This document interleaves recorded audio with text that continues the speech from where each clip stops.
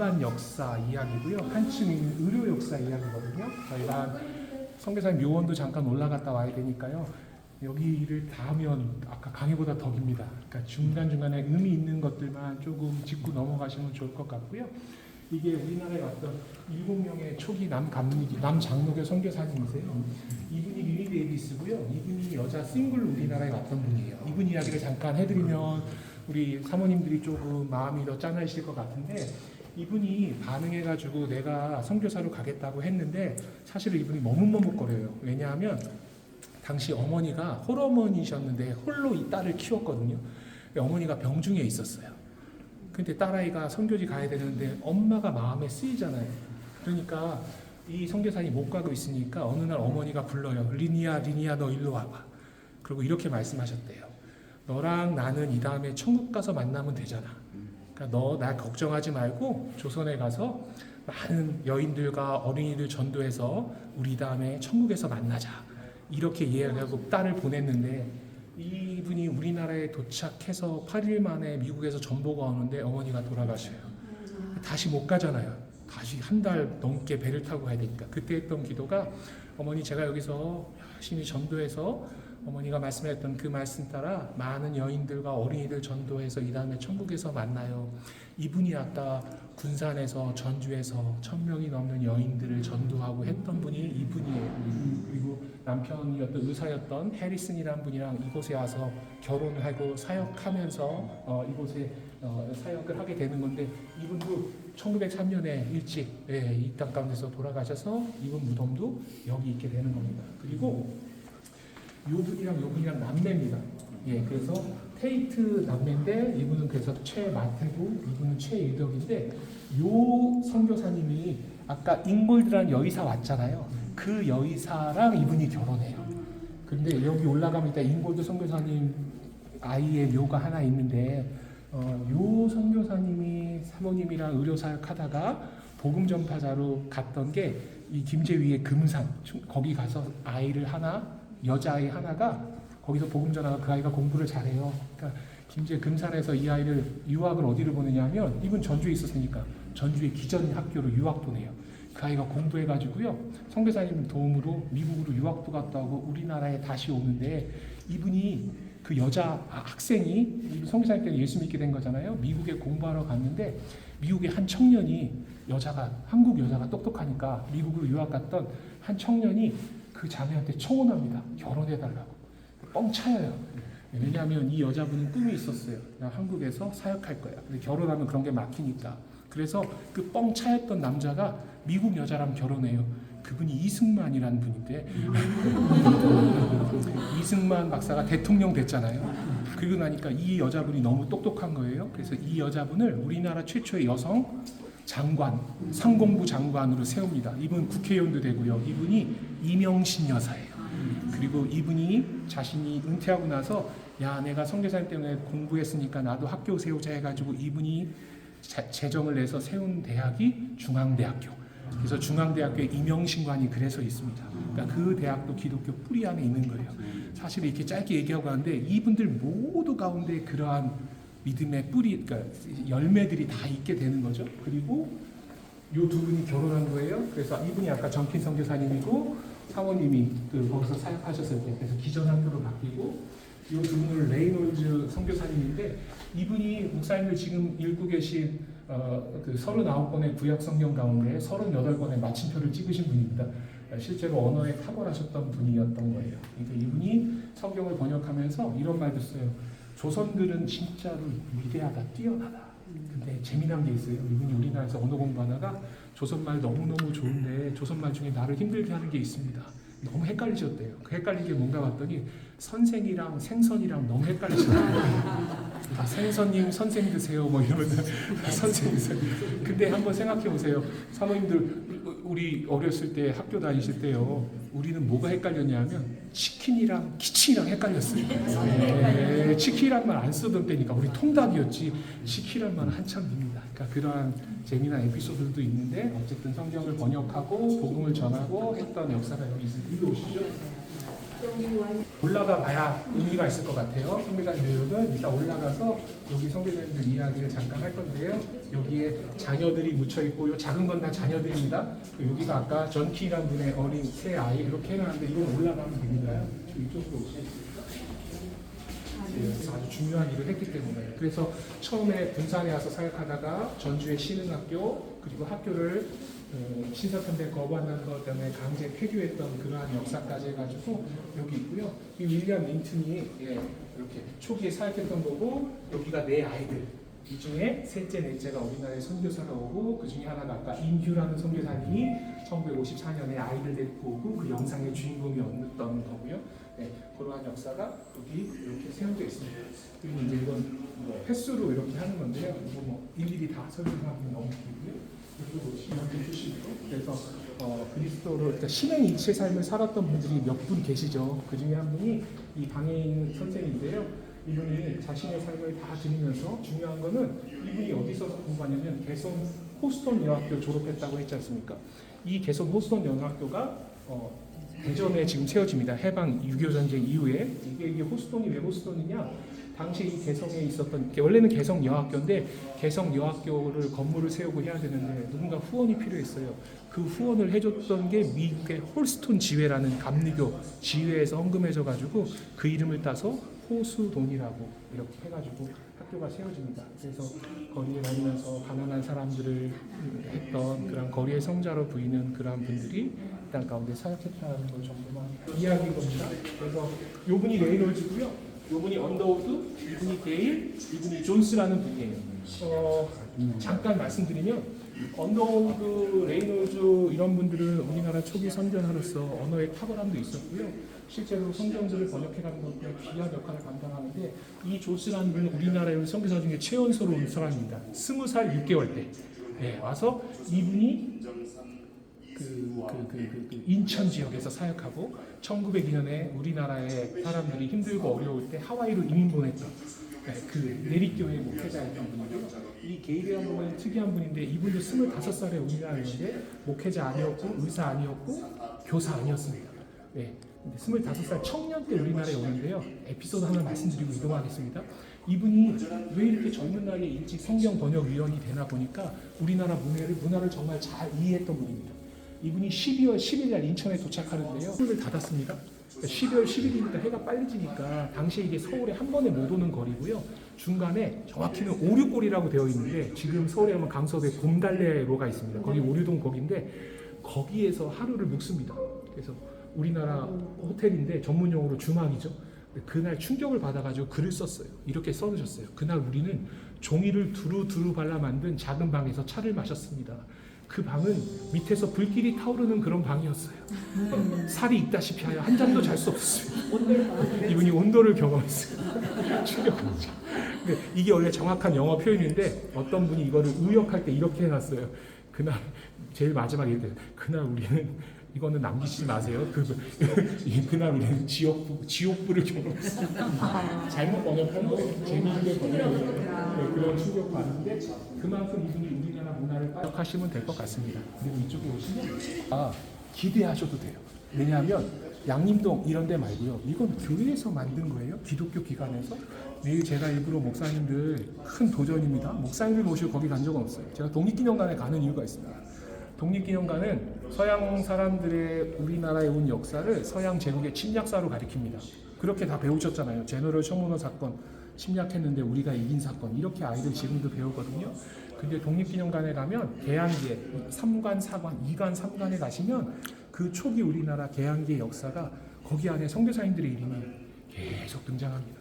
그러니까 우리나라 초기에 근대화되어가고 복음화되어가는, 그러니까 우리나라가 바뀌어가는 그 과정 가운데 선교사님의 이름을 뺄 수가 없는 거예요. 그래서 일부러 제가 올라가시면서 중간에 그 독립기념관 꼭 들리시면 좋을 것 같아서 그렇게 했으니까 내일 독립기념관까지 1900년에 그러니까 오셔서 사역하다가 아이들이 많아지니까 학교합니다.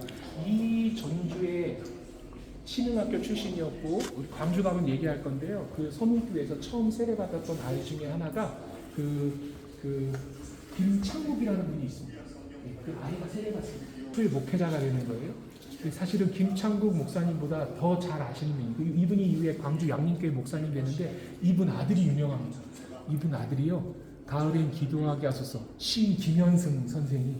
그래서 광주에 가시면 김현승 시비가 있습니다. 왜냐하면 아버지가 광주 양림동 목회자였기 때문에 거기서 나고 자라고요. 그러니까 그렇게 문학적으로 또 음악이나 예술이나 이런 것에 아이들의 달란트가 발견되어지면 선교사님들이 그 아이들을 미국으로 유학 보내고 공부시키게 해가지고 한 사람 한 사람을 귀한 믿음의 일꾼으로 세우는 일들을 교회가, 학교가, 선교사님들이 했던 거죠. 그래서 초기의 호남은 이렇게 해요. 그래서 지금도 5개의 스테이션이 있습니다. 위에 보셨죠? 전주, 군산, 목포 갔다가 광주 갔다가 순천. 그래서 사실은 어느 교회는 저랑 청년들이랑 일주일 동안 차 가지고 다니면서 여기 5개를 다 간 적도 있어요. 재밌게 잘 지내고 저녁에는 또 집회하고 기도하고 그랬는데 이 5군데에서 이 호남 지역의 복음화가 전해지게 되는 역사가 있습니다. 그리고 예수교회 매티 잉골드고 요분이 아까 만나셨던 페이트라는 선교사님이에요. 그래서 이 두 분이 결혼해가지고 사역하게 되는 거고요. 이렇게 왕긴 다니시고 이후에 복음전도사로 사역하면서 이명신 같은 분들을 발굴해내서 우리나라에 그래서 이건 뭐 3가지의 중요한 사역이죠. 그래서 가르치고 고치고 전파하는 그 사역들을 이렇게 만들어낸 거고요. 서문교회 조금 건너뛰고 엄청 많습니다. 이거 많이 보셨습니까? 네비스의 선교 정책이 3자 자립자전 자치.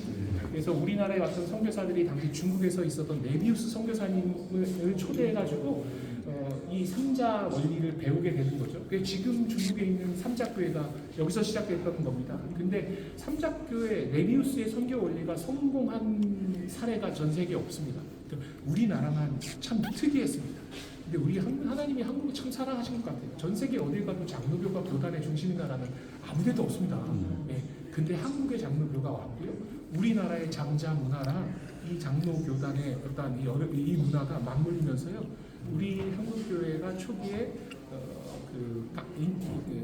황해도 소래교회 거기서부터 시작해가지고 실제로 성도님들이 스스로 헌금하고 자립하고 자절하고 한국에 왔던 목회자들도 정말 잘했던 게 첫 번째 목사님 7분, 우리가 알고 이기품, 길선조 이런 분들이 세워지고 나서 제일 처음 해줬던 게 동노회를 조직하게 합니다. 한국에 하나의 독자적인 노예를 만들어주는 거죠. 사실 그렇게 사역하지 않거든요. 봉사 목사 정도로 놔두고 함께 사역하는데 한국인들에게 사역하고 그 한국인들이 동노회가 조직되고 첫 번째 한 회의가 뭐냐면 우리가 선교사님 때문에 복음 들었으니까 우리도 선교사를 보냅시다 해서 이기품 목사님이 선교사로 제주에 가게 되는 것까지 잘 가르쳤고 잘 배웠고 그걸 삶으로 실천했던 교회가 한국의 양로교회라는 것들도 기억하시면 좋을 것 같습니다. 목사님이 아까 제가 말씀드렸던 너무 감사하죠. 제가 얘기했는데 여기가 지금 세팅을 바꿨거든요. 제가 예전에 왔을 때랑 달라졌어요. 제가 지금 긴장하면서 가고 있어요. 저기는 예전에 있었던 분들 이렇게 김창국 그리고 이분이 양림교회 척은 아니고요. 양림교회 이렇게 해서 사역하셨던 그러한 것들도 이렇게 되고요. 그게 아니니까요. 보세요. 이렇게 시작됐던 예배당이 이게 선교사촌이 되는 거예요. 버려진 땅에 선교사촌이 되고 이게 이제 서문교회가 시작되는 건데요. 서문교회 앞에 가시면 이런 종루가 있습니다. 이 종은 지금 새로 달아놓은 거고요. 아까 정킴 목사님이 1907년 성탄절에 행사하고 1908년 1월에 돌아가셨다고 그랬잖아요. 이분의 삶을 기념해가지고요. 사모님 미국에 가셔가지고 종과 종각을 헌물합니다. 그래서 전kin 선교사님 기념해서 이걸 세웠는데요. 일본이 2차 세계대전 중에서 이거 종을 띄어갑니다. 곳곳에 다 띄어갑니다. 그리고 이제 이건 나머지 지금은 다른 종으로 다시 해놨고요. 서문교회 가면 지금도 요 종루랑 종이 그때 종은 아니지만 이렇게 세워져 있습니다. 저기 일단 영상으로 보면 좋은데 그도끼 수컷이냐 암컷이냐 뭐 이런 식으로 우리말 배웠던 것들 나옵니다. 이거 안 넘어가나? 이런 식으로. 문법책 초기 이게 남아 있어가지고요. 이건 사실은 좀 후반기의 문법책입니다. 초기의 문법책은 이렇게 글이 다 붙어 있습니다. 띄어쓰기 없습니다. 우리나라에 띄어쓰기를 하자고 제안한 것도 선교사님입니다.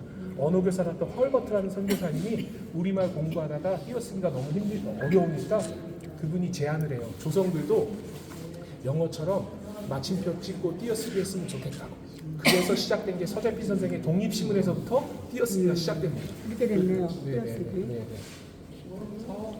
이 선교사님들이 1893년 정탐 오고 94년에 와서 살려고 했는데 오자마자 쫓겨납니다. 왜냐하면 1894년에 우리나라에서 일어나는 게 동학농민운동이고요. 그 동학농민운동을 저지하기 위해서 급진 개합하는 일본을 끌어들이고 먼저는 이제 청나라를 끌어들이면서 그래서 1894년에 청일전쟁이 일어나게 되는 거고요. 그 청일전쟁이 일어난 그해 우리나라에서 역사상 가장 많은 사람이 사망합니다. 전쟁 때문에 죽은 게 아니고요. 전쟁도 있었지만 일본군이 들어올 때 가져온 게 있는데 그게 일본 콜레라였습니다. 그래서 수많은 사람이 콜레라로 죽습니다. 그래서 가까이 있는 도서관에 가시면 승정원 기록이나 일기나 일성록 같은 그런 게 조금 있거든요. 거기 각 지역을 보시면 우리나라 거의 모든 지방의 도시의 성 안에서 매일 수십 명, 수백 명이 성 밖에 내어져서 이렇게 화장해서 처리합니다는 글이 전국에 곳곳에 있습니다. 그 1894년이 되게 힘든 해였는데 사실은 그 94년에 여기에 오셨던 선교사님들도 여기서 동학농민운동이 일어나니까 다시 서울로 갈 수밖에 없었어요. 철수했다가 동학농민운동이 잠잠해지면 다시 내려와서 사역하게 되는 겁니다. 그래서 초기에 순회 선교했던 여기 이런 분들이 여기 왔던 이 두루는 공주에 유명했던 선교사님이고요. 선교지를 1896년 3년에 예양협정이라는 걸 해가지고 우리가 좀 더 이 한반도 땅을 속히 복음합시다 해가지고 나눕니다. 추운 곳에서 캐나다 교회는 저 위쪽 하세요. 호주 따뜻한 데서 왔었잖아요. 호주는 이 남쪽 사역하십시오. 이런 식으로 나눠서 집중적으로 사역해서 강원도 쪽에 가시면 그래서 감리교회가 많고, 네, 이쪽 호남에 오면 장로교회가 많고, 특별히 이 가운데 충청도 여기 사이에 가면 강경 같은 데 가시면 침례교회, 성결교회, 장로교회 다 있습니다. 네, 마지막 남은 거기 우리가 함께 복음합시다 해가지고 함께 복음했던 역사가 있어서 그렇습니다. 전주. 우리 강의했던 거 살짝 짚고 넘어가겠습니다. 1891년에 제가 언더성세 안식년에 미국에 가가지고 내시빌에 해서 그래서 여기서 선교 집회할 때 7명의 사람들이 헌신하게 되는 거고요. 그분들이 배 타고 우리나라에 이렇게 거쳐서 부산 거쳐서 서울로 와가지고 여기서 언어 공부하고 그러면서 이제 전라도 지역을 품고 왔던 역사가 강의 때 했던 역사가 여기 쭉 기록되어 있습니다. 이쪽으로 오시죠. 전주 가지 말까요? 숙소를 그냥 전주로 하고 이번엔 전주를 그냥 씹어 드시는 이게 잉골드 선교사님. 옆에서 여자, 앞에서 보는 남자 같은데. 네, 잉골드 여자 되게 사진이 있습니다.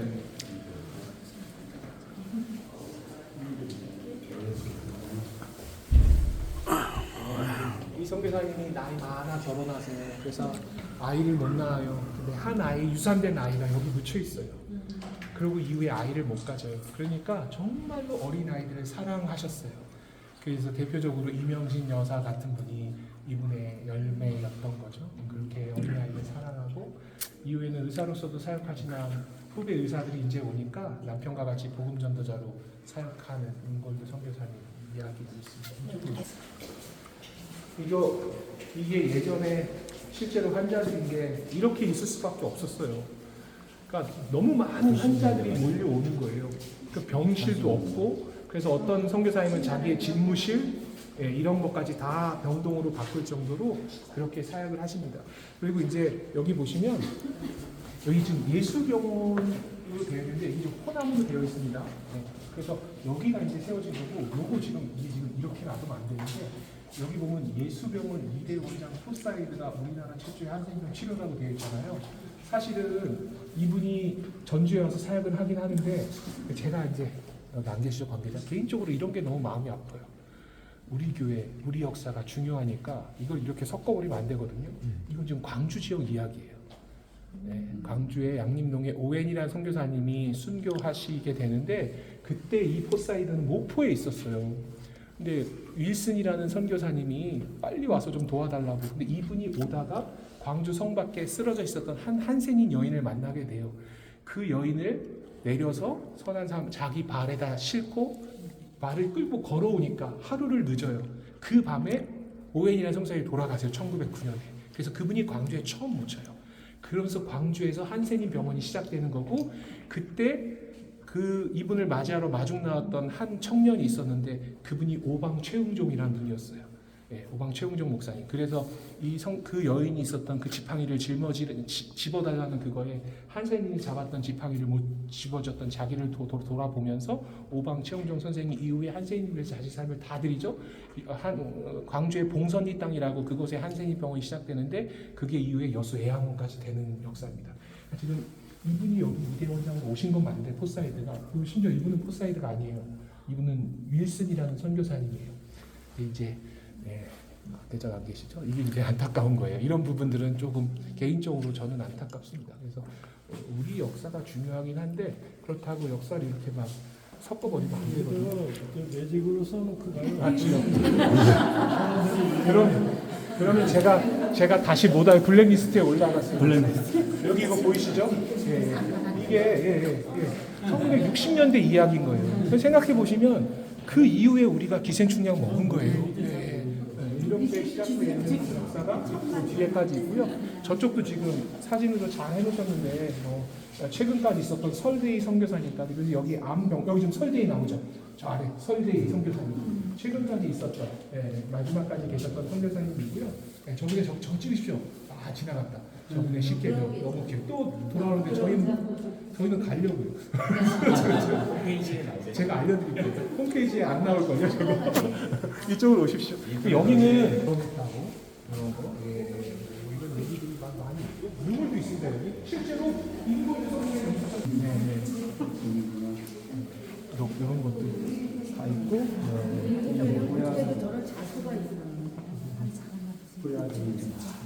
우리 어릴 때 썼는데 저거.